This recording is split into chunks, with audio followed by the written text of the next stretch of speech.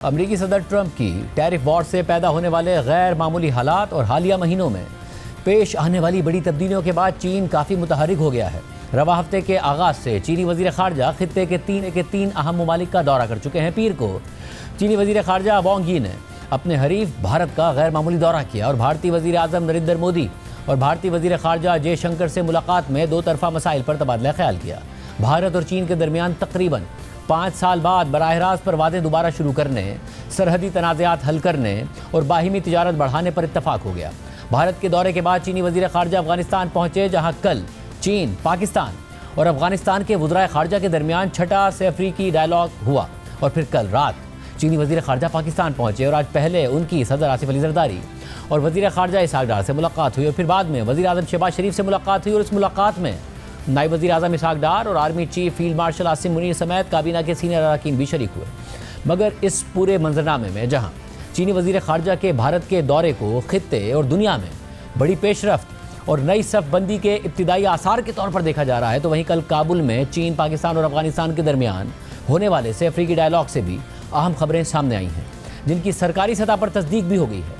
چین، پاکستان اور افغانستان کے درمیان کابل میں ہونے والے مذاکرات میں دو اہم امور پر بات چیت کی گئی۔ پہلا معاملہ افغانستان کی سرزمین سے دہشت گردی سے متعلق تھا، اور پاکستان اور چین دونوں نے افغان عبوری وزیر خارجہ کے سامنے اپنے خدشات رکھے اور دہشت گردوں کے خلاف اقدامات اٹھانے کا مطالبہ کیا، جبکہ دوسری طرف اس میٹنگ میں افغانستان کو چین کے بیلٹ اینڈ روڈ منصوبے کا باقاعدہ حصہ بنانے پر بھی بات چیت کی گئی۔ افریقی مذاکرات سے پہلے کل ہی پاکستان اور افغانستان کے وزرائے خارجہ کی ملاقات بھی ہوئی تھی۔ اس میٹنگ کے حوالے سے دفتر خارجہ نے اپنے اعلامیے میں بتایا کہ نائب وزیر اعظم اور وزیر خارجہ اسحاق ڈار نے افغان عبوری وزیر خارجہ امیر خان متقی کے سامنے حالیہ دنوں میں پاکستان میں دہشت گردی کے واقعات میں اضافے کا معاملہ اٹھایا، جس میں افغان سرزمین سے آپریٹ کرنے والے گروپس ملوث ہیں۔ وزیر خارجہ اسحاق ڈار نے زور دیا کہ افغان اتھارٹیز کالعدم تحریک طالبان پاکستان اور BLA یا مجید بریگیڈ جیسی تنظیموں کے خلاف ٹھوس اور قابل تصدیق اقدامات اٹھائیں۔ اعلامیے کے مطابق افغان عبوری وزیر خارجہ نے اس عزم کو دہرایا کہ افغانستان کی سرزمین کو پاکستان یا کسی بھی دوسرے ملک کے خلاف کسی بھی دہشت گرد گروپ کے ذریعے استعمال نہیں ہونے دیا جائے گا۔ اسی طرح چینی وزیر خارجہ نے بھی افغان عبوری وزیر خارجہ سے تفصیلی ملاقات کی، اور اس حوالے سے چینی وزارت خارجہ نے بتایا کہ ملاقات میں چینی وزیر خارجہ نے امید ظاہر کی کہ Afghanistan East Turkestan Islamic Movement terrorist forces کے خلاف کارروائی کے لیے ہر ممکن کوشش جاری رکھے گا، تاکہ چین اور افغانستان کے تعلقات میں مزید بہتری کی راہ میں حائل رکاوٹیں دور ہو جائیں۔ جبکہ افغان عبوری وزیر خارجہ نے کہا کہ افغانستان چین کی سلامتی سے متعلق خدشات کو بہت اہمیت دیتا ہے اور کبھی بھی کسی فرد یا گروہ کو اجازت نہیں دے گا کہ وہ افغان سرزمین کو چین کے خلاف استعمال کرے۔ افغانستان چین کے ساتھ سیکیورٹی اور انسدادی دہشت گردی کے تعاون کو مضبوط بنانے کا خواہاں ہے، تاکہ خطے میں پائیدار امن اور استحکام کو مشترکہ طور پر یقینی بنایا جا سکے۔ چین اور پاکستان دونوں نے ہی افغانستان کے سامنے اپنے خدشات کا واضح انداز میں اظہار کیا اور مطالبہ کیا کہ افغان حکام افغان سرزمین سے آپریٹ کرنے والے دہشت گرد گروپس کے خلاف ٹھوس اقدامات اٹھائیں۔ اور عام بات یہ بھی ہے کہ کل جب چین، پاکستان اور افغانستان کے افریقی مذاکرات ہوئے تو اس میں ایک اور اہم معاملہ بھی ڈسکشن کا حصہ بنا۔ پاکستان اور افغانستان کے مطابق اس میٹنگ میں چین کے